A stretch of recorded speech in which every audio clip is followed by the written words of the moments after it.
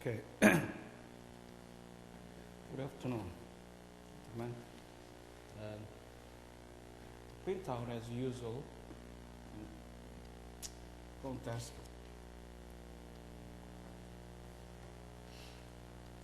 It covers the transport of goods.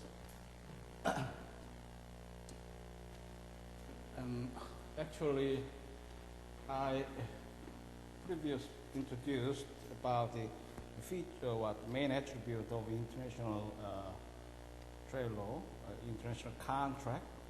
You see some differences, which is critical to structure this subject. So you are required to understand some basics about transportation contract, carriage contract, and also about some points about insurance policy, for example, marine insurance, marine cargo insurance. We'll see later, which is briefly about the concept. And also,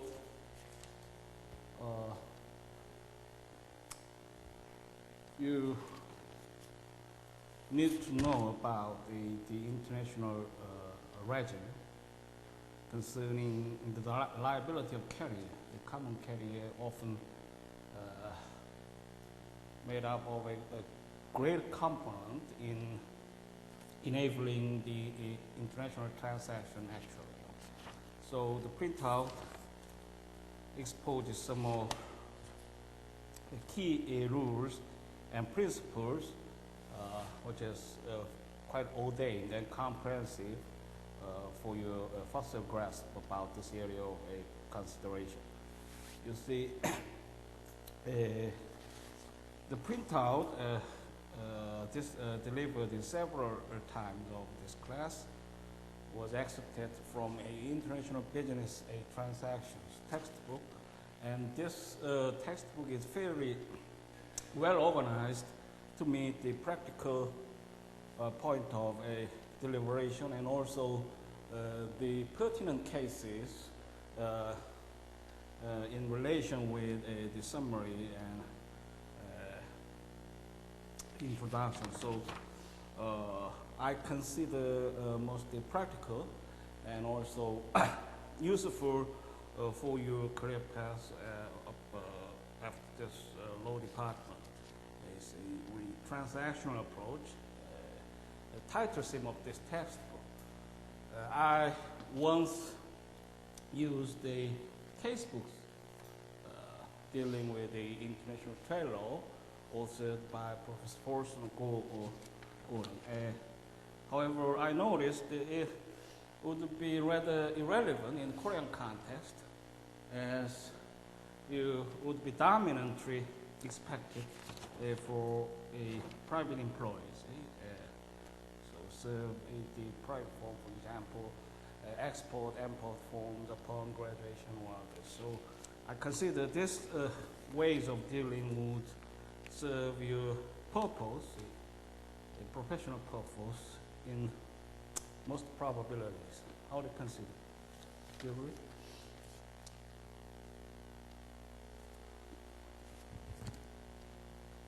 And we largely for or when the case, the review of the cases was attached to the explanations of the subject. So I like to revisit shortly after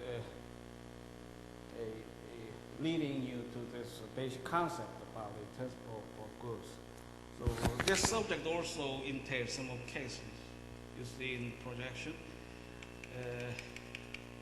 However, our cases, there is packed to form our review around the half of class would be concerned on the previous topic. So national and import regulations, cases about also a international sales contract.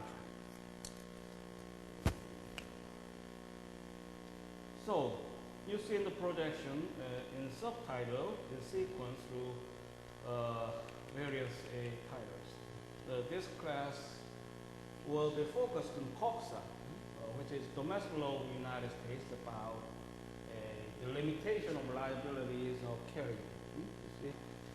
So it is created in the information of international conventions about Hague Convention, you see, as later introduced. There are two notable international conventions about sea carriers would be Hague-Visby and Hamburg. The three types of international conventions show quite a different picture in typology and way of dealing. You see as later. In any case, unlike the United Kingdom, the United States domestic law, what is a COPSA, would borrow its basic content from international convention. So virtually copied from the convention and includes most of essential rules and principles in that way.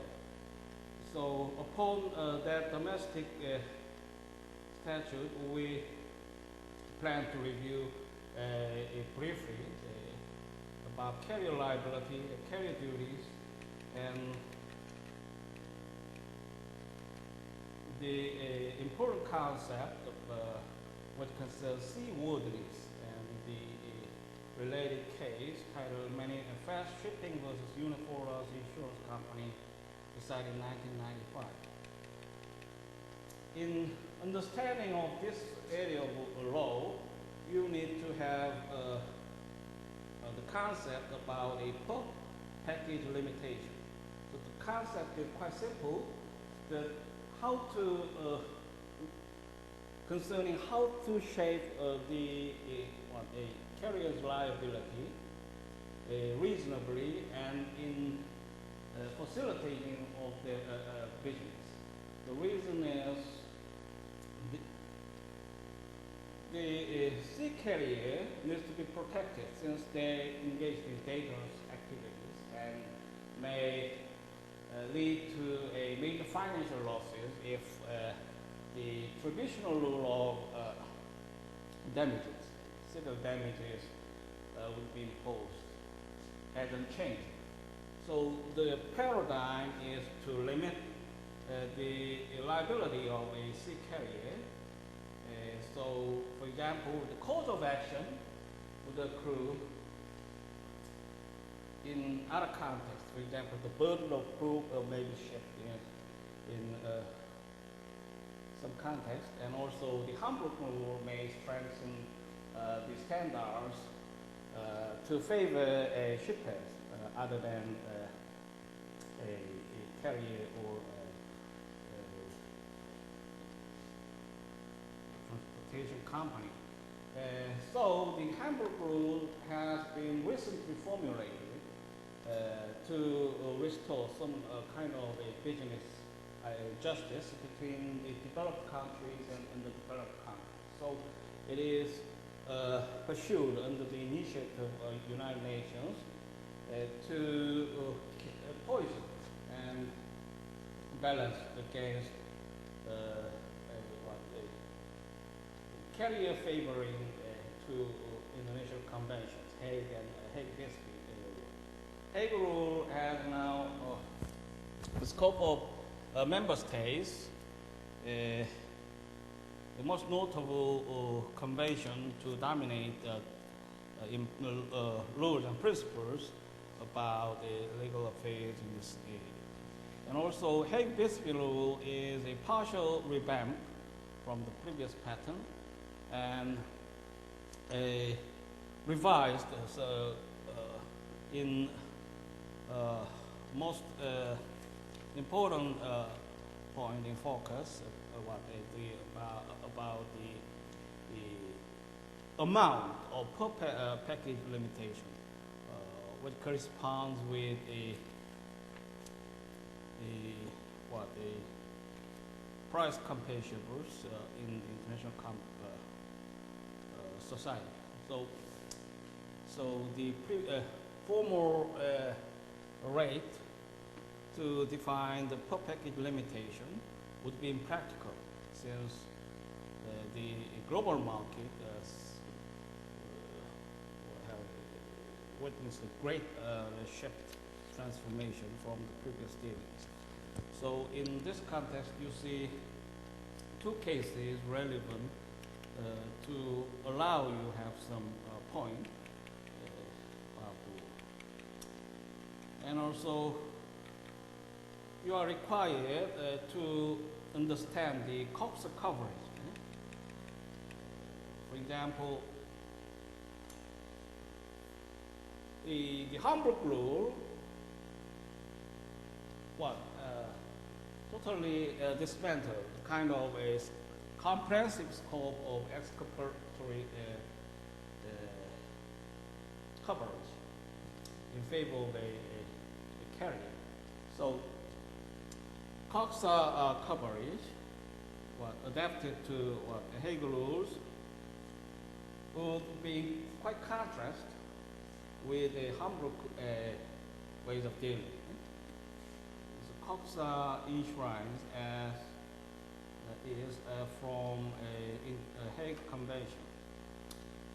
So one flow is often denoted by concerned people and scholars would be that the Hague rule has forced to extend its scope of a exoneration, excuse, exemption for a carrier. So it is very comprehensive that the carrier would be exempted from civil damages, war situation, or kind of a governmental interference which is unexpected, or peril of seas, and also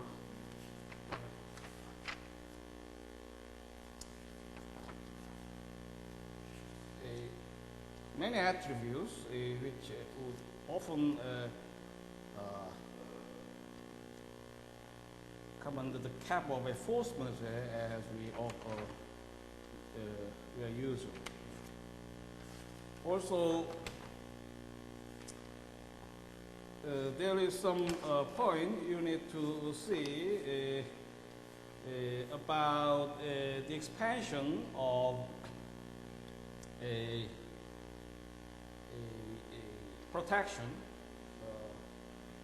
of a shipper. So you see, for example, a Himalaya cross was incorporated in COXA, which operates to extend to third-party companies about the liability of a carrier. So in this clause, the third party need not be specifically named in the human clause for the protection of carriers convention to be extended. A general language, for example, is sufficient to extend differences in the bill of lading to a stevedores. So it is operating to offer the general basis for a carriage practices, and you see COXA is required of a bill of lading as an element to found the basis of application. So other context of a carriage contract would be excluded if without a bill of lading being issued. So it is one prerequisite essential to invoke the application of COXA. And that is not the case for Hamburg rules. So you need to have a comparative eyes about its application and nature of a norms, and also specific rules detailed in convention. And also there is some point you need to share For example, what is a warehouse to warehouse clause and maritime extension? So the scope of a application, concerning three types of international conventions would become problematic concerning a time frame. So what is the scope of coverage in time frame to make it be applied? So often the point of unloading the cargo into ship would be a beginning point that the international conventions may have force, may be enforced. And also the discharge of cargo at destination port would be a terminal about its effect. However, in this contemporary time, you see some of a customer surely a service, which would matter with some extension, marine extension, or the kind of clause often ensure warehouse to warehouse clause. So the shipper would be more afforded by agreeing on this kind of a special arrangement. So that is also one point you need to see. And other would be the trend of containerization. The advent of new mode of a transport, what I call a container, would factor a significant change of the scope of this area of law.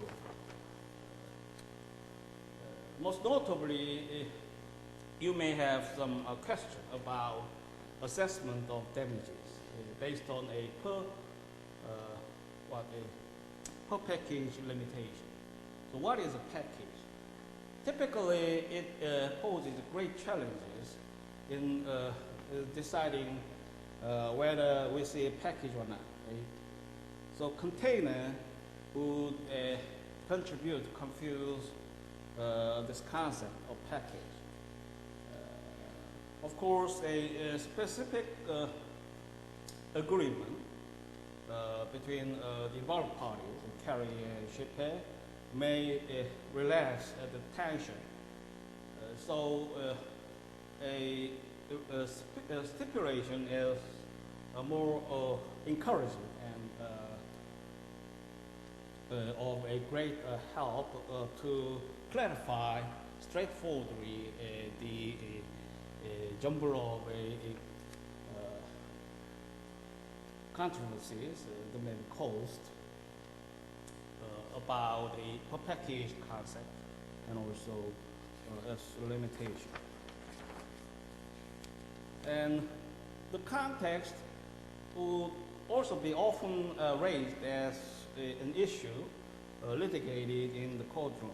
The cases now presented in your availability would often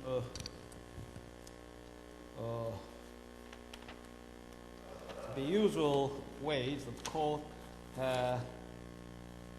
dealt with. American Home Insurance, Morley, Silky, USA, Incorporation versus MB Elevator Track, decided 1993. For example, deals with the COXA coverage. And in the line of thought, people as I consider to understand the area of law would be material deviation. So, what is a material deviation? Often the assumption is that the carrier would undertake a great apparel, a risk of a lengthy distance in seaway to transport the goods. So they are a favor in dominant context, for example, as I said, with a scope of a exemption. And also the concept of material deviation need to be considered in that way. So the code and the principle often consider it in a narrow focus. So the recognition of material deviation, which would enable the shipper to raise many claims, would be restricted. For example, what is that? Typically, two types would be in prong. Of context, you see change of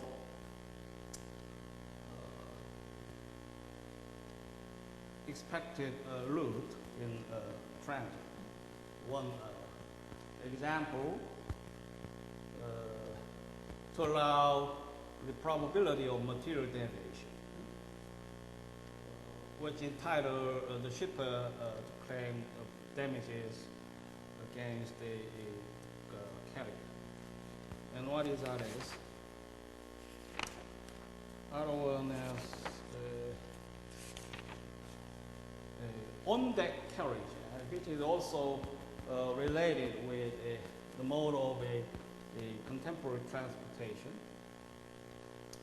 So on-deck carriage would often be considered very valuable strand to affect the proper way of a carriage. So on-deck transportation would constitute in dominant fashion one cause of material deviation. So the shipper would have be burdened with many of the legal liabilities, and also in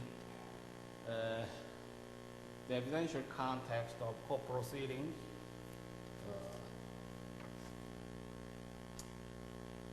And other causes, besides two elements, would often be negated by court as a material deviation. So the shipper would be tailored in a narrow focus to approach the material deviation to formulate to legitimate a ground of action, cause of action. And in a technological advancement, we see some of a new emergence of dealings. For example, what is a closed paramount? So on deck, a transportation would not be challenged in cases of this modern advanced technological era, you see. So it entails actually a very delicate point to be contended in specific rules. So I just mentioned the general tendency of a court and opinion. So it may be distinguished in some cases. So it is not a form rule, but the court has general favorance to see it in a narrow measure. So the scope would not be actually extended to discourage many cases in favor of a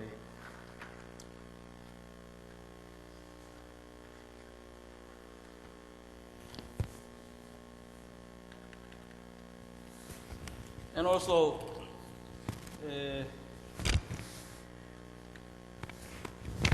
you need to see the point about a fair opportunity.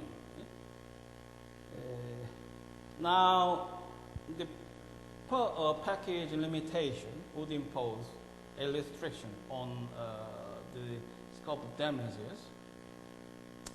However, as I said, the freedom of contract also operates which does not bar the claims of higher value if based on sense of justice. So what is the per package limitation? $500 per package would be expected to apply in general fashion without any other baffling elements we consider as low. What is a fair opportunity? The shipper would like to claim a higher value, and the desire may be matched by the carrier who could allow a fair opportunity to declare the exact value practically and in person. So that would be effective as a matter of law. However, the points would be contended in some cases, and the United States jurisdiction would require in practicality and feasibility about insertion of that declaration into a bill of lading.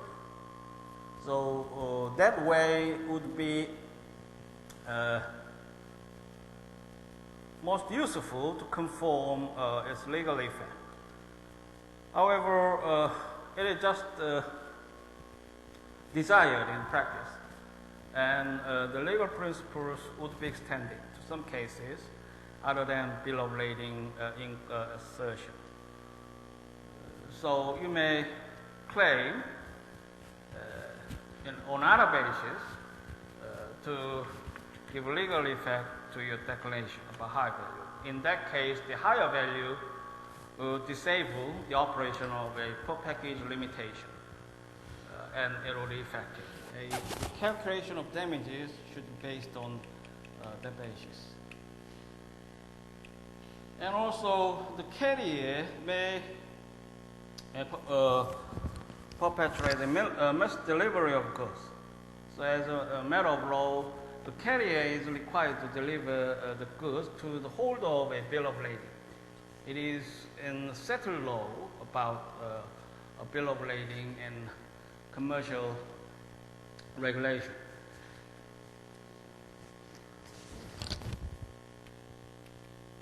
So the consignee should hold the bill of lading document to claim the delivery of goods.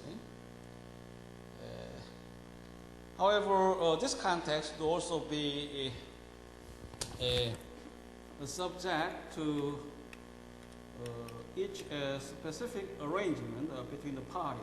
So in some cases, the consignee may be other person than the holder of a bill of lading, but must be presumed beforehand in agreement, express agreement between the shippers and carriers. In customs and practices, the consignee may claim to deliver the goods before the bill of lading reached his domain. So still, he could not retrieve the bill of lading through the network of international banks. So he may effect to recover the bill of lading upon contact of his negotiated bank or the banks in usual transaction. Nonetheless, he can still claim a delivery of goods on the basis of bank guarantee orders. However, you see the operation of law strictly between two domains. There's a difference here. So the delivery of goods to the consignee who claim based on a bank guarantee would not entitle himself to the status as a valid consignment. So he should have to possess a bill of lading and present upon delivery of goods. It is required as a matter of law. However, the bank guarantee may avoid some unexpected evil consequence, since the bank is a most credible institution and the amount of guarantee would often be equivalent of the goods value. So the carrier may be safe to deliver the goods. Still, however, still miss delivery of goods. So the context would be disputed in the case titled Allied Chemical International Corporation versus Company of Navigacal Lloyd Brazilio, decided in 1985. In extreme cases, the bank guarantee would not be presented. Instead, a corporate guarantee, which seen in different nature, presented. In that case, the context would fairly weaken the status of a consignee. So we have some point in comparison between banknotes and corporate bank guarantee and corporate one.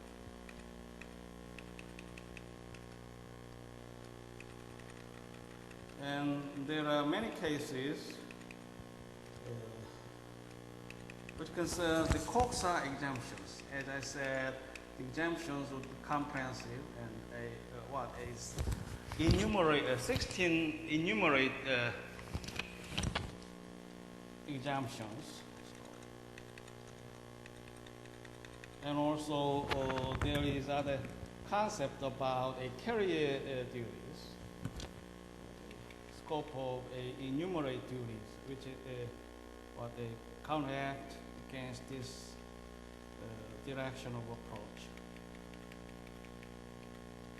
And you may find in the final page of this printout concept of a general average. It is very notable conception and venerable doctrine of a maritime law. It dates back 2,800 years.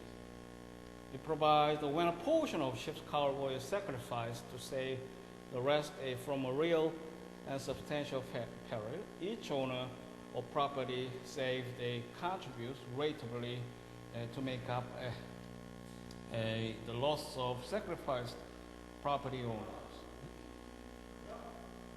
So it actually reflects what our wisdom, long proved through the years, and it is also complies with our usual sense of justice. So it's a common peril, and some owners of some portion of cargo may sacrifice the goods. Then is it tolerable to remain as is? How do you consider? So our instant response would be some of measure to make up the loss of sacrificed property owners. And this rule is still standing and dominant. However, in some correction, as you see in the case titled Bernard versus Adams, the U.S. Supreme Court ruled on 3 events to create a general average situation. A common danger to which ship cargo and crew are all exposed and which is imminent. A voluntary sacrifice of part of benefit of the whole, and successful avoidance of the peril. And how about the feature of this rule would be perceived in terms of extraordinary expenses incurred by the ship owner for the joint benefit of ship and cargo. And also there is some variance about a imminent requirement. So the rule subsequently changed to demand only that the peril be real and substantial. The imminent requirement would be waived to invoke this principle. The International Convention that governs the calculation of general average loss is the York Annual Rules of 1994. So you are led to the case pertinent to this discussion. It involves a claim for general damage as titled Folger Cuff Company versus Oliver Bank by a common carrier against a cargo owner.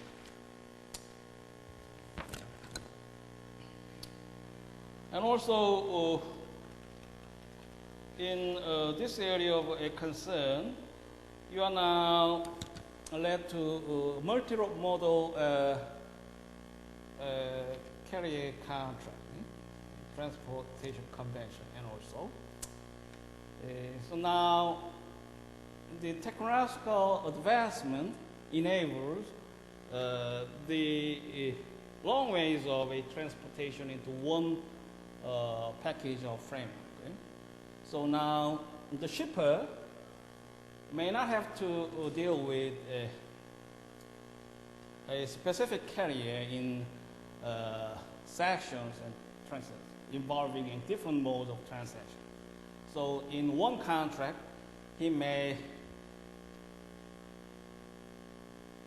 be competent through all his requirements to transport the goods.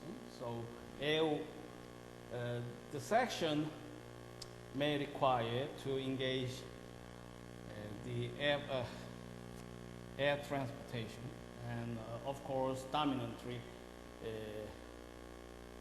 probable over the ocean, and also some railroad cars may be employed to enable the transportation through the warehouse of a final client or others.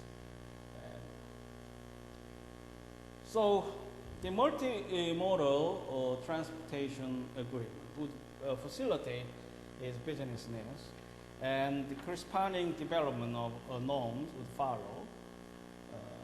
In this case, the difficult points we need to consider would be also how to define the liability of a multimodal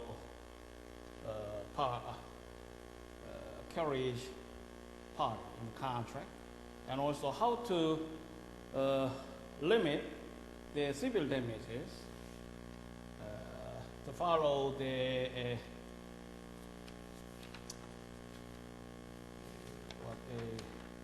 other companions in conventions, the Hague rules, Hague-Biscuit rules, the Hamburg rules. So network liability would come at enforced priority to govern the rules on limitation of a multimodal carrier or other parties involved in the contract. However, in some enhanced context, uniform liability scheme would also raise their tone and voice in the international community. Often we can see a pros or cons between two different modes of ways of approach.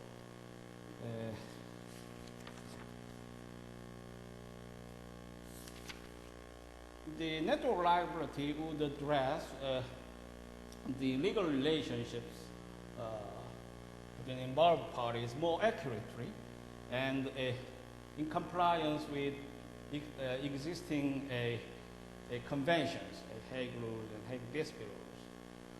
However, the practical dilemma involved in this way of dealing would cover the kind of a evidentiary consideration. You see, we have actually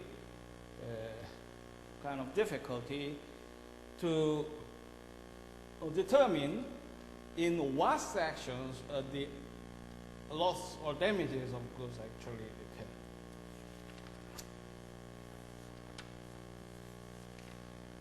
In uniform liability scheme, the contents would be perverted. However, we see some substantial weaknesses to weigh the proper balance between the involved parties in the uniform liability scheme. And you now consider three important events also about loss, damage of goods, and delay to deliver the goods to the final address, consignment. So three types of what a default would be considered. However, you see in some cases the difference between COXA and a Hamburg rules. For example, Hamburg rules would be comprehensive to cover three types of problems. To inflate the fewer the needs of this kind of discussion. So the exemption of liability or limitations of liability and the scope of cause of action, the ambit in scope to enable the cause of action for claimants, who are usually shippers. However, Hamburg rules would be comprehensive. COXA would be silent about delay of transporting goods. So the scope would differ. So you need to be scrupulous in my point about the scope of application and also the nature and attribute of each respective provision, and also you see some basic perspective about the direction and purpose of this international liability regime. You see, to limit the liability of a carrier, and also the cause of action would be dealt in subtle point of difference from normal area of a tort laws or contract laws. So burden of a shift in burden of proof for others, and also the scope of exemptions often beyond the scope of those in domestic context of tort laws. And one other domestic law, now introduced would be U.S. Hart Act of 1893. The primary objective of Hart Act was to prohibit clauses whereby carriers attempt to eliminate their liability for acts of negligence.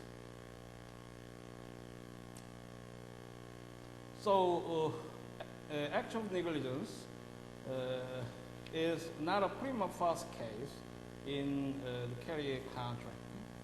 The Hart Act prohibited the enforcement of broad exculpatory clauses incorporated into the standard bills of lading by the shipping industry.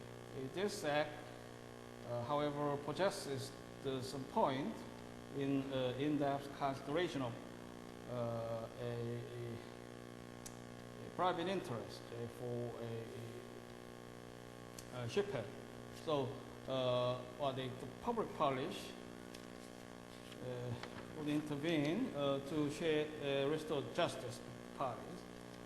In this era, the shipping industry often be growth about their business dealings. So the standard of bill of lading would be patronized to stipulate the disclaimer or exemptions. So the kind of a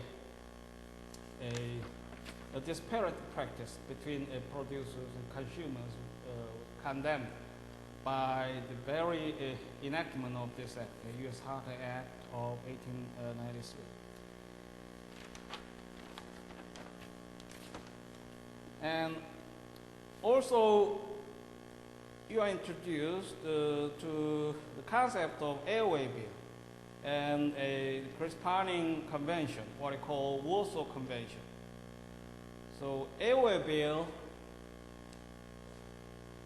need to be distinguished from a bill of lading in terms of a legal characteristic. So it is not a document title, as I've said in previous class. However, nowadays, the airway bill constitutes a pillar of instrumentality to facilitate the international transactions. Air carriage is now emerging, although it may fall behind the international ocean carriage. Right? And the Warsaw Convention offers the background about the legal dealings involving airway bill. And it is the largest international convention in this area of law. One of international carriage conventions. It has been ratified by 145 states, including almost all those in the developed world. That is not the case, as you see printout. For example, Hague-Peace Bureau enjoys some 50 states. However, Hague-Peace Bureau would be around 23 orders, and Hamburg rules would come a little lesser behind Hague-Peace rules. So the Warsaw Convention is largest. As noted in the box on page 326, the Warsaw Convention has been amended numerous times since its creation in 1929. The most recent amendment is the Convention for the Unification of Certain Rules for International Carriage by Air, what is often called a Montreal Convention, popularly, and adopted in 1999. And the Montreal Convention has been adopted by more than 30 states. The basic framework to deal with the legal issues would be similar to the counterparts, international ocean carriage. However, in Montreal Convention, absolute liability about loss of lives were introduced in consideration of kind of a catastrophic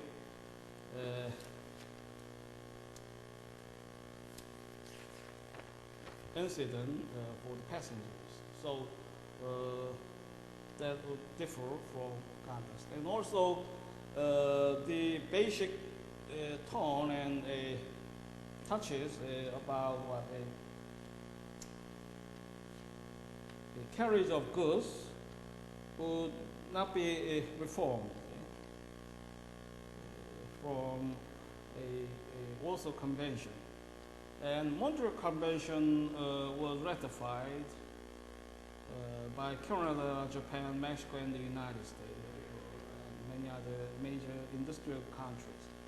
Unlike the Warsaw Convention, which had as its purpose the protection of the fledgling air transport industry, the Montreal Convention is focused on the protection of air travelers. For example, the Montreal Convention provides for electronic way bills and tickets, as well as amending the previous limitations on liability for death and bodily injury to passengers. Like the Hague Rules, the Warsaw Convention limits liability for common carrier.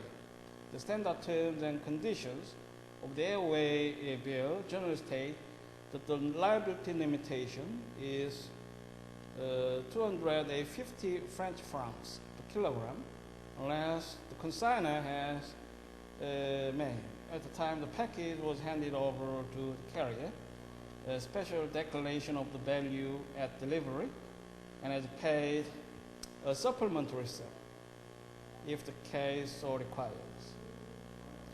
So you see a very reasonable statement about liability and its limitation. So the standard terms and conditions allow a stipulation which is specific between two parties, and also declare the principle in amount, French franc, or 250 French francs. And now France,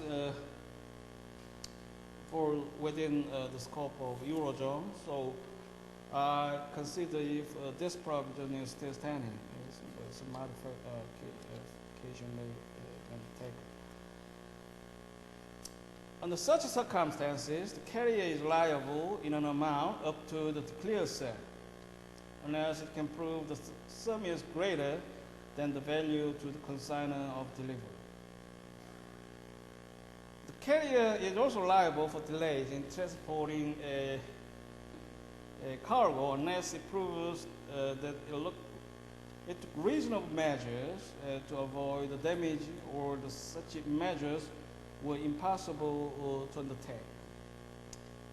The World Convention limits the forum where lawsuits may be initiated, including states that are parties to the convention and where the carrier is incorporated or has its principal place of business.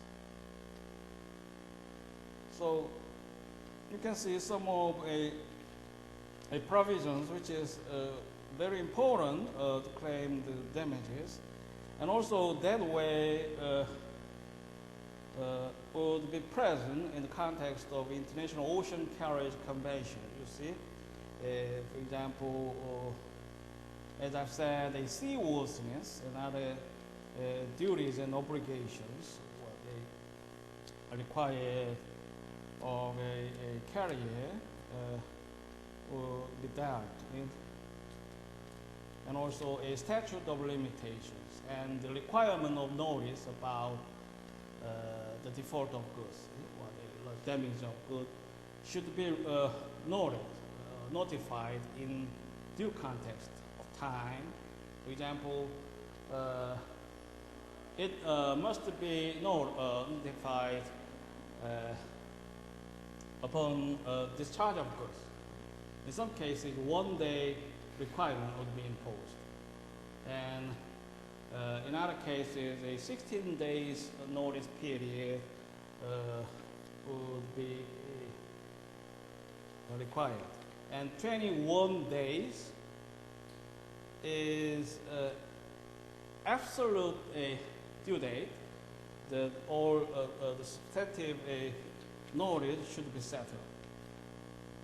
In terms of procedural matter, the statute of limitations involving international ocean carriage would be set forth about 2 years, 1 year. You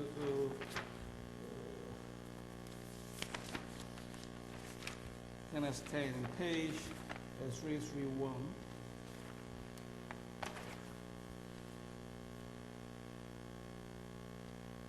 Claims for damages arising from delays in transportation of cargo must be made in writing within 21 days from the date on which the cargo was delivered. The World Convention placed a 2-year limitation period on the filing of claims against the carrier. That would not be shared. For the international ocean carriage, it would be 1 year, I'm sure.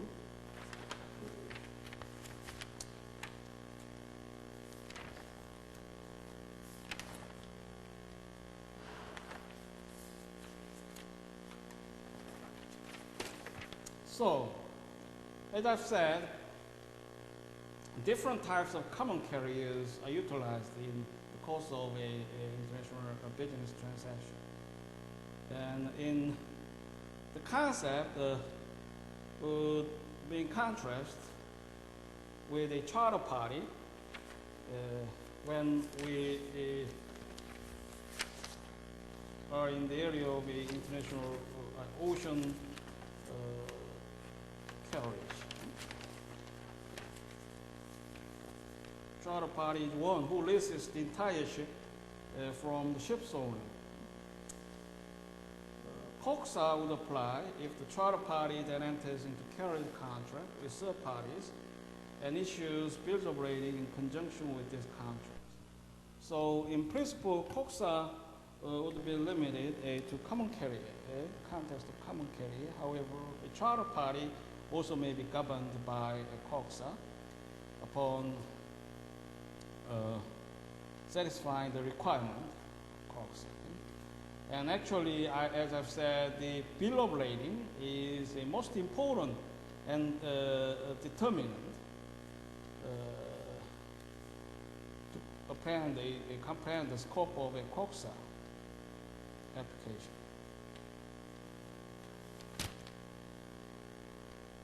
A common carrier is a company that contracts with the public for transportation of goods or people. Often you see commercial airlines, overnight carrier services, and international shipping lines are all examples of common carrier. Each type of common carrier or carriage contract is governed by its own unimodal convention. The most important international transport conventions are listed in what you see in chapter page, transport of goods.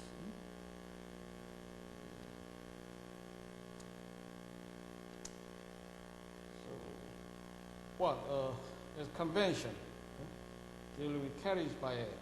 Convention for the unification of certain rules relating to international carriage by air, what they call OS Convention, ratified in 1929. The Hague Protocol to amend the Convention for the unification of certain rules relating to international carriage by air, what we call Hague Protocol, formulated in 1955. A convention supplemented to the Warsaw Convention for the unification of certain rules relating to international carriage by air performed by a person other than the contracting carrier. 1961. And through the Montreal Protocol or Convention, as we have been introduced which was formulated in 1999. And we have two notable conventions dealing with carriage by air and rail. Uniform rules concerning the contract for international carriage of goods by rail. Uniform rules concerning the contract for international carriage of goods by rail. And also, we may expect carriage by road. What convention would govern this field? The Convention on Contract for the International Carriage of Goods by Road. And most dominantly would the international transaction involve carriage by sea. Okay? So we have three representative rules, as I've said. And also you now have an awareness about multimodal transport and convention in response to the advent of this type of business dealings. The United Nations Convention on International Multimodal Transport of Goods.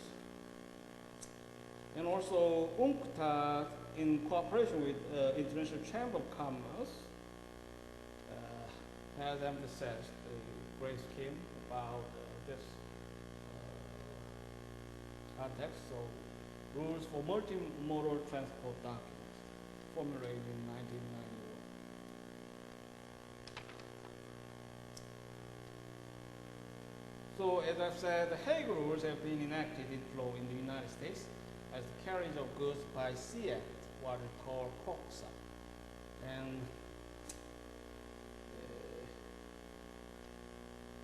this is significant since most international transport of goods necessarily includes ocean carriage.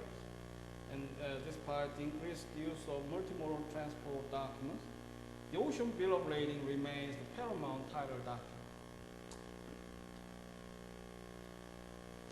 And Korean commercial code also concerned of this matter and a chapter to deal with the legal needs and requirements in governance of the related parties. And dominantly relied on a Hague rules, okay? And also the Hague dispute rule affected to the adjustment of a per package limitations. So we have a very updated context of a commercial code in this area. So you see the framework in structure and also enlightenment of the understanding in this area. So the box present on pages 3 to 6, it lists the essences that you need to focus. What is basis of carrier's liability? So the international conventions in uniform fashion requires a due diligence in providing seaworthy shipping. And they also are not liable for exceptions as prescribed in respective convention. And also, the context dominating the concern of cause of action would be shifted. So the carrier would be liable unless it proves it took all reasonable measures. The burden of proof to establish a prima facie case would not be imposed on the shipper. So the shift the burden, shift the burden of proof may be identified in the box. Which is liable unless it proves to be reasonable or reasonable. A multimodal transport operator would be liable unless it proves it took all reasonable measures. So that approach is the same way as you see in the unimodal transport agreement. And also, you not only to consider the limitation of carrier's liability. 666.67 units of a car package or 30 units of a car in kilograms of gross weight, whichever is higher.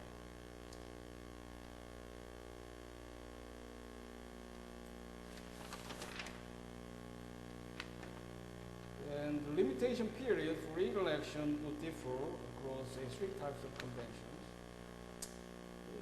So the Hague-Bisbee rule would be 1 year, and Hamburg rule would be 2 years. So it is extended in time period. What does this have implications? So in favor of shipper, who is the shipper? Often assumed to lie in underdeveloped countries. So shippers would be poor, and carrier would be rich. Do you agree? And also, the multimodal convention, you see 2 years, the notice must be given within 6 months of delivery.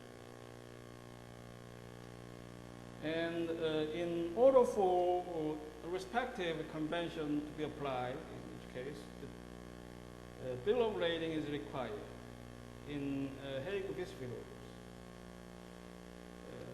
Instead, any transport document, including sea waybill, will satisfy in Hamburg rules. So you have a difference between two rules. And in multimodal convention, the multimodal document in shape and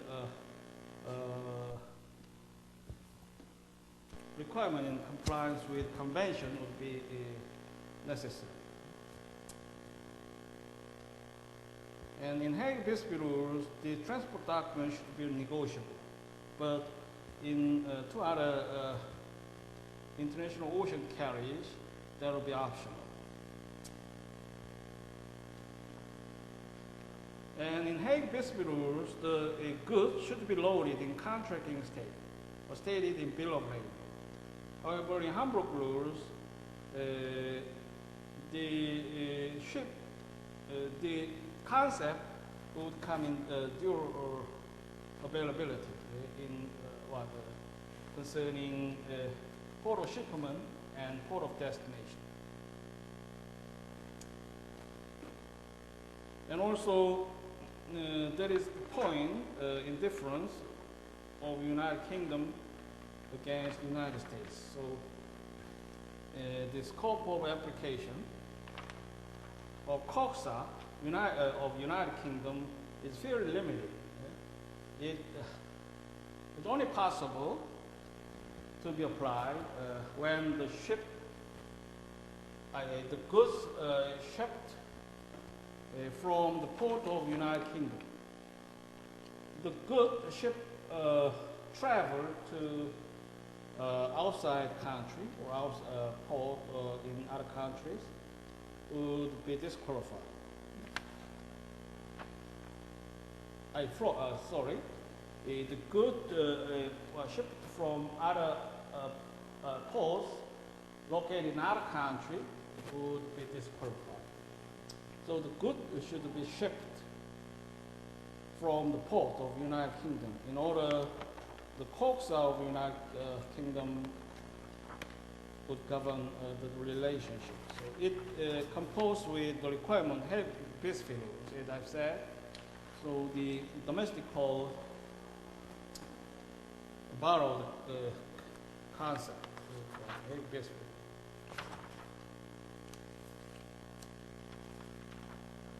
In case prima US versus any letter illustrate the number of points. It's useful to understand. First, it provides an introduction to the interest to the different third parties involved in the international shipment of goods, including the common carrier, stevedores, the freight forwarder, non-vessel operating common carrier, and the custom broker. So, as I've said, there are quite a scope of multiple players to ship or who is engaged in transport actually, many players. And how they encapsulate these players into one liability scheme also will be concerned. Himalaya clause. Second, it emphasized the importance of being designated a common carrier and the various carriage conventions, along with the potential liabilities of the freight forwarder.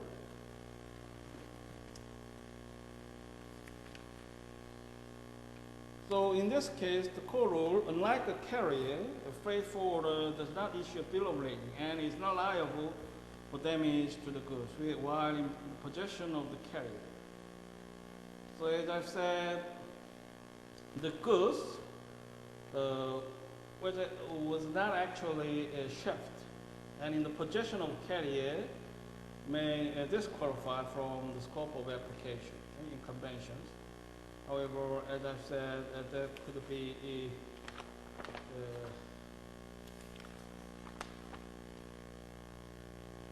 remedy in other contexts if a specific agreement may be present. And the freight forwarder is liable if a negligent selects a party, such as common carrier or customs broker, who proves to be incompetent. So the freight forwarder is a very important person to administer the shipment business and also transportation as a whole. And his due diligence would be required to select a proper third party. And you see on page 331 an example of typical Himalaya clause. What is that? Let me read it briefly. No servant or agent of the carrier shall in any circumstances whatsoever be under any liability whatsoever to the merchant. Every right, exemption, defense, and immunity of whatsoever nature applicable to the carrier shall also be available and shall extend to protect every such a servant or agent of the carrier. So the third party need not be specifically named in the Himalaya clause for the protection of carriage convention to be extended. General language, for example, is sufficient to extend defenses and the bill of lading to stevedores.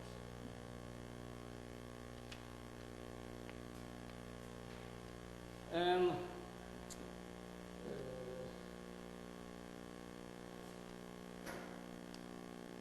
the primary grounds for common carrier liability are outlined in single paragraph in Coxa, or the section 1304, fifth. What is that? Let me read it again. Neither the carrier nor the ship shall in any event be or become liable for any loss or damage to or in conjunction with the transportation of goods in an amount exceeding $500 per package.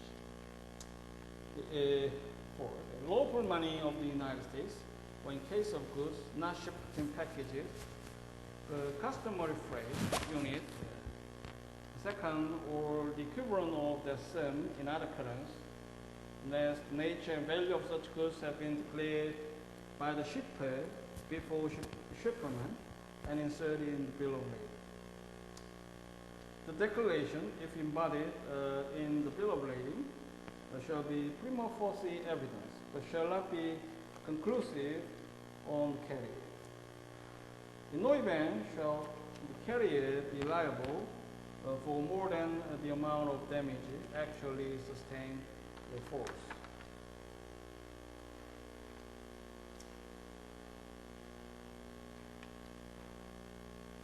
So you also, as coupled with the carrier liability, understand the carrier duties prescribed across the international and national norms. The laws not only restrict the common carrier's ability to limit its liability, but also to set out a number of mandatory responsibilities. So COXA lists a number of duties of carrier that pertain to its issuance of bills of lading. First, there is general duty on the carrier to issue a bill of lading when receiving goods from the shipper. So you may have a same case in dealings about the Korean Commercial Code, and Bill of Lading Act also the compound with this requirement COXA. Second, the bill must include basic information, including leading marks provided by the shipper for the identification of the goods. The number of packages or pieces, the quantity or the weight as furnished by shipper, and apparent order or condition of the goods. Any such statement regarding these requirements are prima facie evidence that the goods were also delivered to the carrier. So very important document to bear the relationship of the involved parties. So it often approves as is. Typically in a clean bill of lading, the apparent order or condition of the goods were acceptable at the point of shipment. Thus, the carrier becomes a guarantor of the information provided by the shipper and placed on the bill of lading.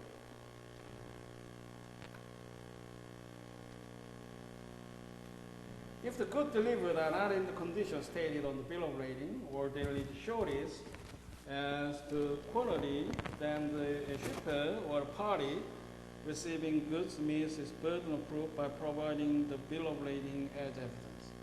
So it also operates as a very convincing strand of evidence in actual follow.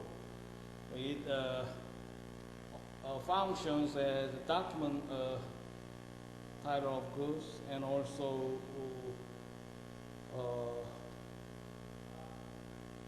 most convincing evidence to prevail or other kind of evidence presented by dispute parties.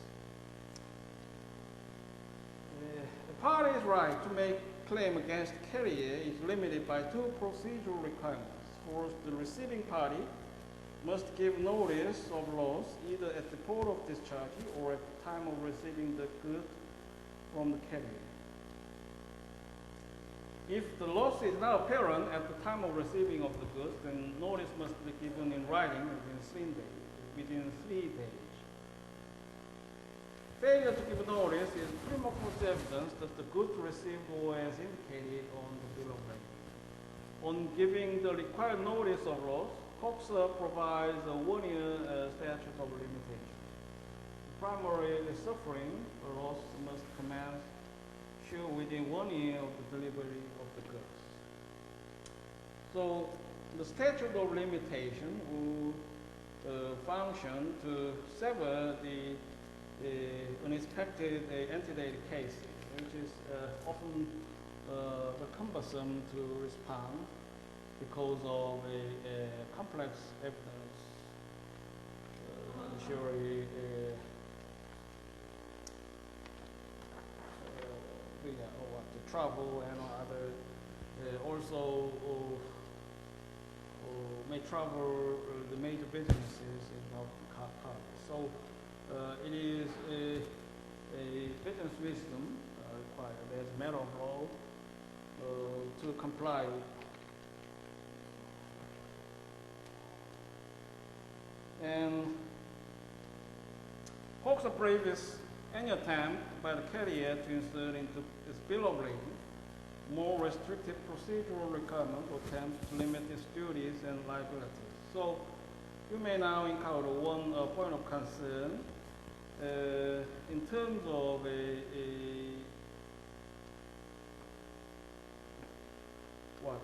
permissible scope of a stipulation within the parties. So, for example, you may consider if the statute of limitations may be diminished based on the agreement parties, how to consider.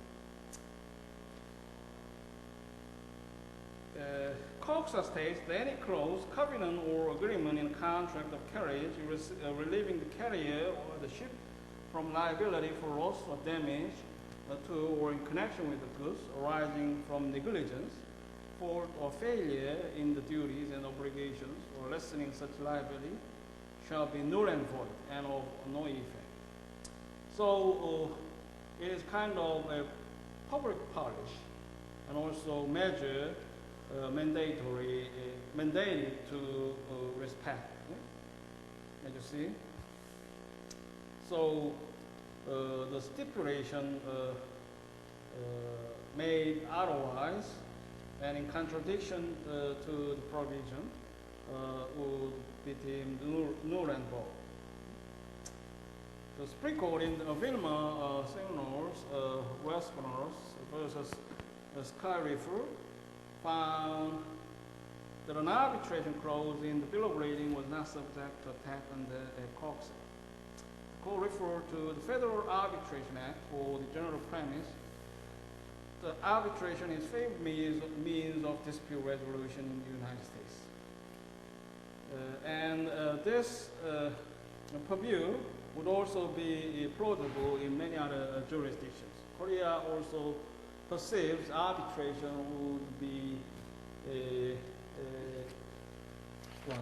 prevailing ways to deal with a commercial dispute. You see, so it would not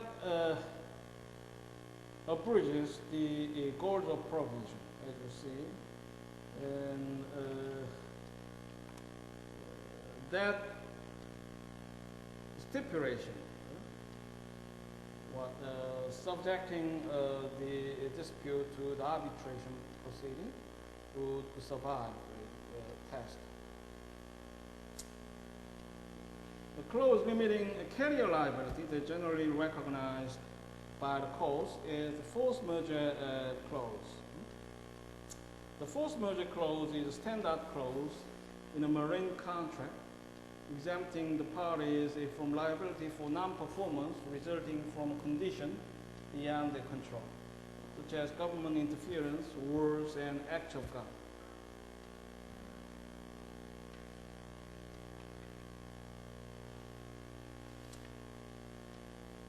So,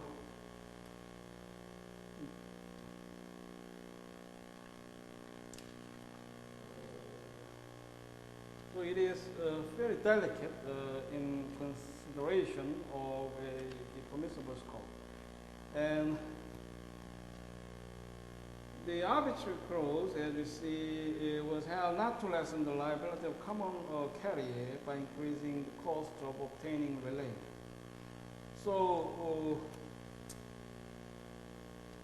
our points in balance which involve the lessening of liability of common carrier.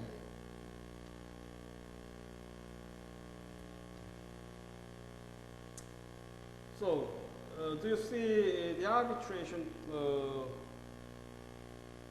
increase the costs of obtaining relief?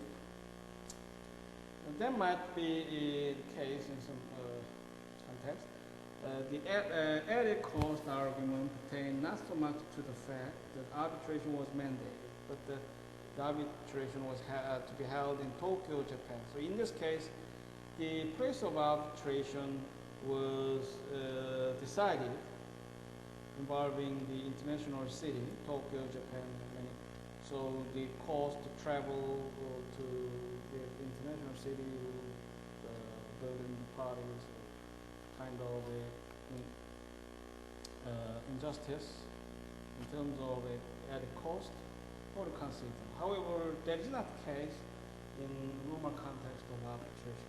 So one way to save the transaction cost involving the commercial dispute. The lessening of liability argument was not strengthened by the fact that both Japanese and American laws were based on from the Hague rules. So the same legal basis between different countries. Hague rules, common basis for the country. The code did outline one exception to the enforcement of arbitration clause in bills of lading.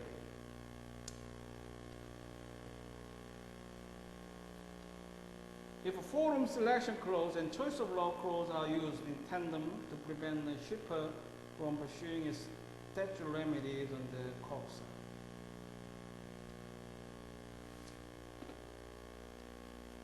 So, with forum selection clause and choice of law often be considered important and material in terms of a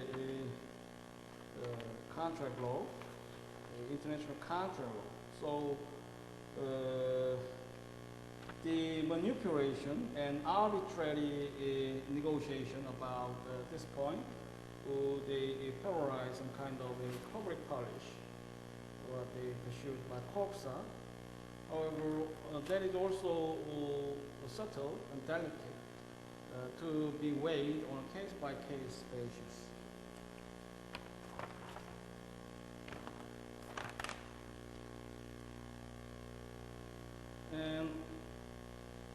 And you see on page titled per package limitation.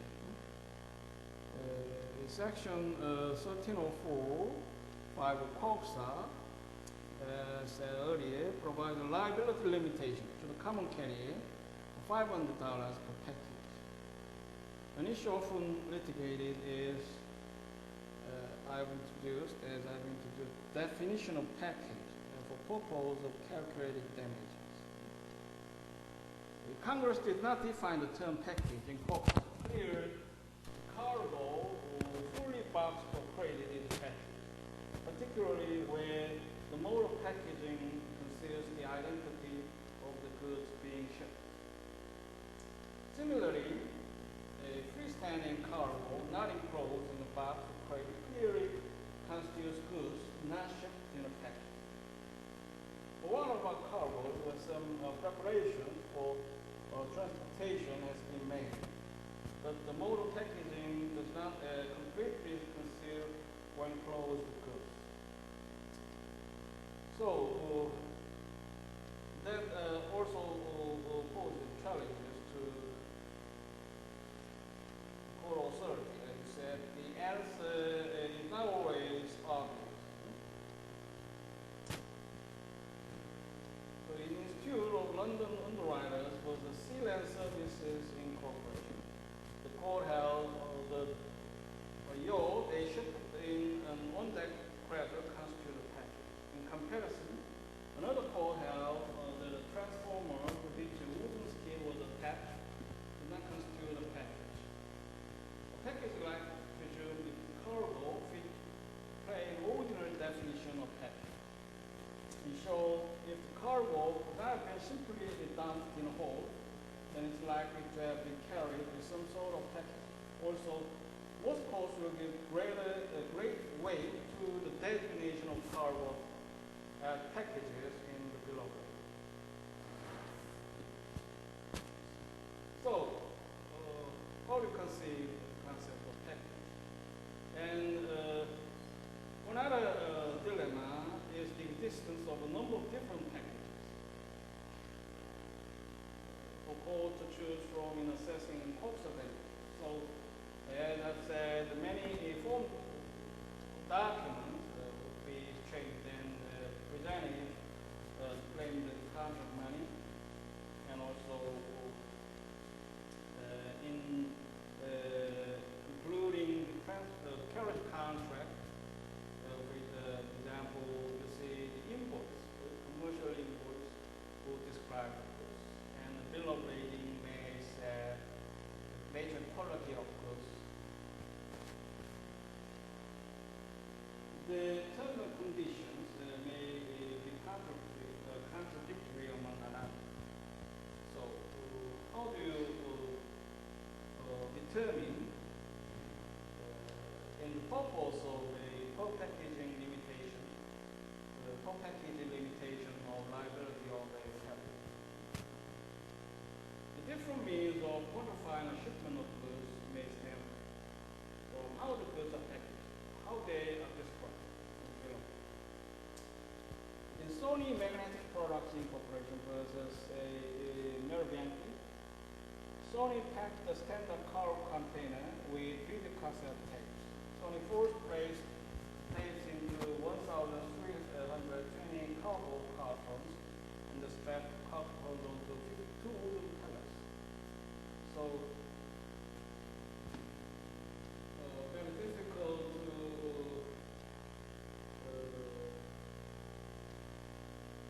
translate all practical concepts pallets. So you see some realities in the international transportation. Bill of lading did not reserve space for designating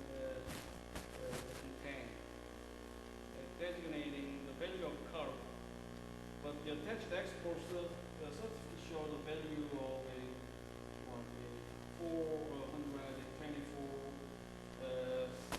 765.444. So you see differences among types of documents. Export certificate and what is the bill of lading. In some cases, commercial invoice. The court accepted the argument raised by Sony and affirmed the invoice value of the tapes in assessing, calculating damages of CK. And also, you see some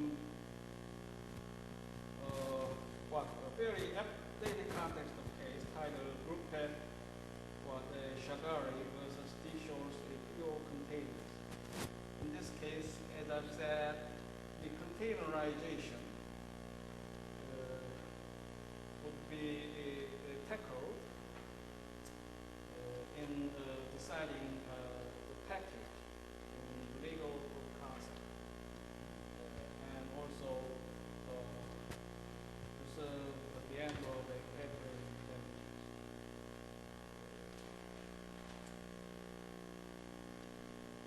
And you may be wiser to clarify the number of packages within each container. Unless otherwise, then you may be disprivileged to claim the package limitation. The court may recognize the container as one package in the disadvantage of the commercial interest.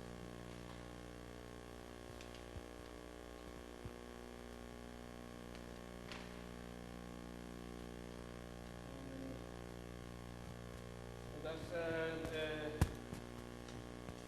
material deliberation.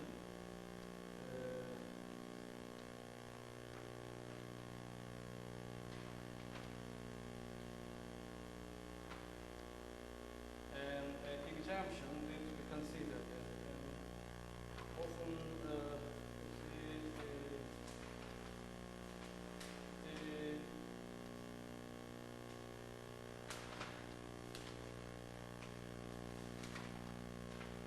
concept of a seaworthiness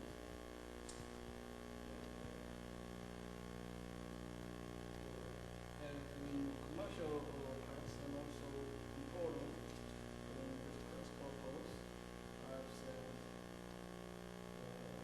Four parameters must be met for a ship to be considered seaworthy and cost. Fourth, the ship use must be appropriate for the type of cabin. Factors in making this determination include the type of goods transported and the anticipated route of a transit. So it is appropriate to cross the big oceans or river on a small lakes. A ship that may be seaworthy therefore for lake or river travel may be unseaworthy for ocean travel. And ship may be seaworthy for the carriage of container, may not be seaworthy for the shipment of bulk goods. ship must be properly kept for the reception, carriage, and preservation of the goods. Thus, all mechanical devices, such as a fire suppression equipment and a refrigeration unit, must be properly maintained and function. And also, the human resources would be affected in the ambit of this concept. So, a competent crew should be staffed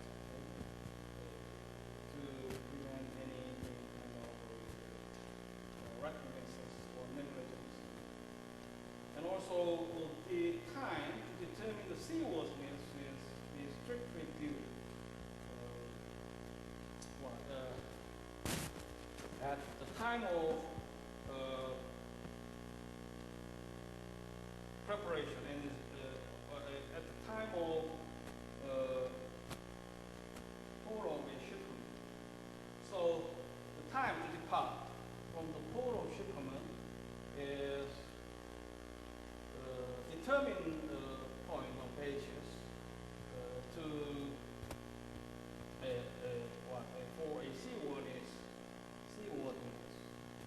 So the point beyond this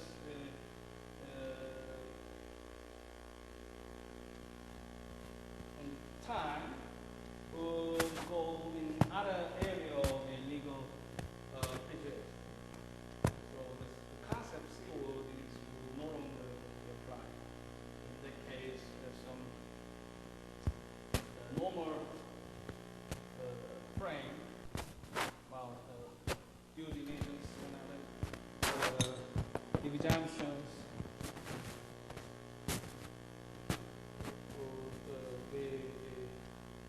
would come into play. And also, the seaworthiness requires a due diligence in the preparation and inspection of the ship to ensure competence.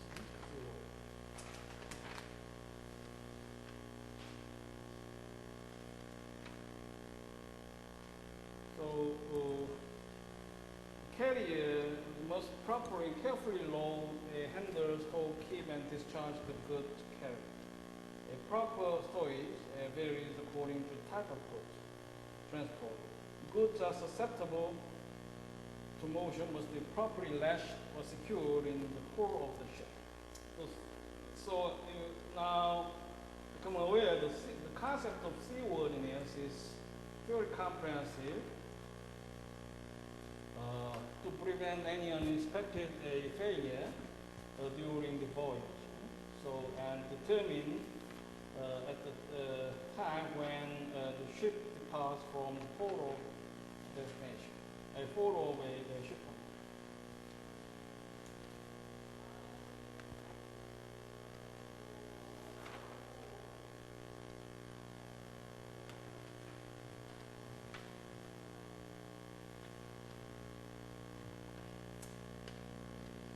And you see on page 343 an example of a clause, a paramount. The bill of rating shall have effect, subject to all provisions of carrying of goods by the Act of the United States as approved on April 16th, 1976, blah, blah, blah, blah.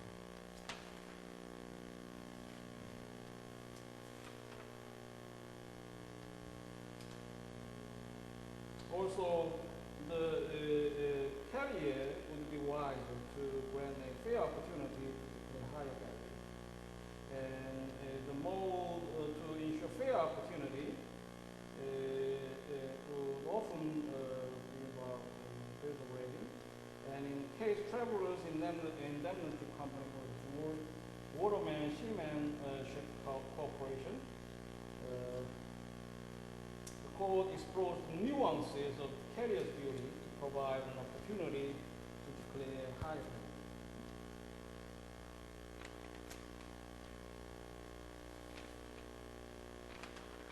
And you see the 17 COPSA exemptions. And there are 16 enumerated exemptions and one catch-all. the what is called the Q-close exemption. What are 16 enumerated exemptions? Often encompassed in custom and practices, which frequented or this area of concern. What is that?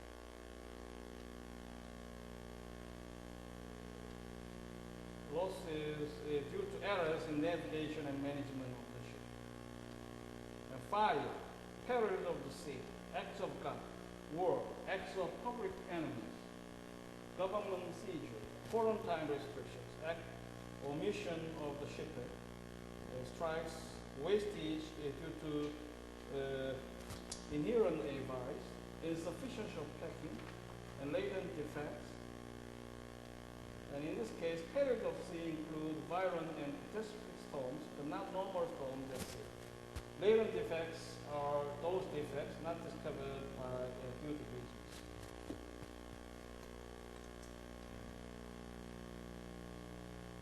COSA says that the burden of proof is on the carrier to prove that its fault or negligence has not contributed to the loss or damage. COSA rarely granted an exemption from liability under the Q clause. So the scope of enumeration will also be subject to international criticism. It is very extensive and comprehensive to exonerate the responsibility of the carrier. How to consider the region. So the course of Q clause should be defined in narrow fashion.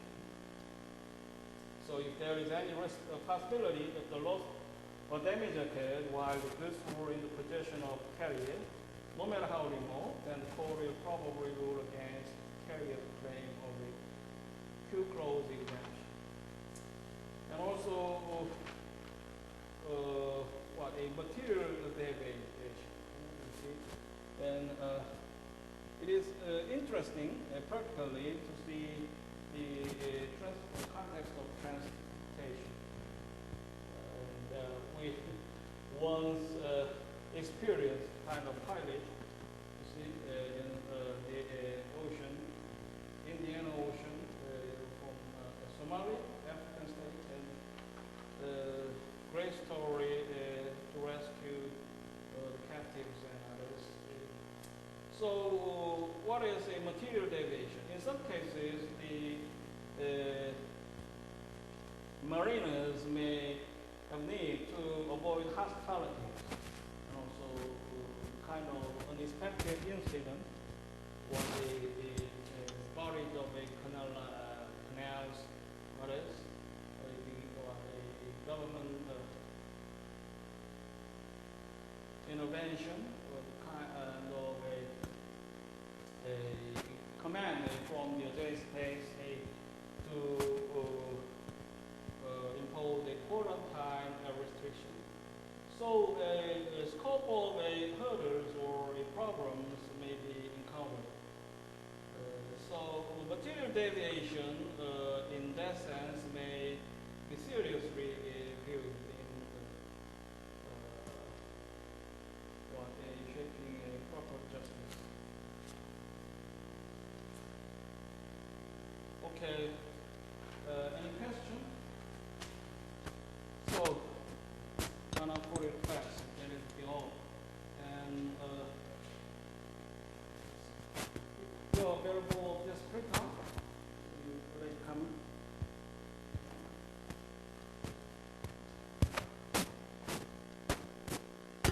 Then we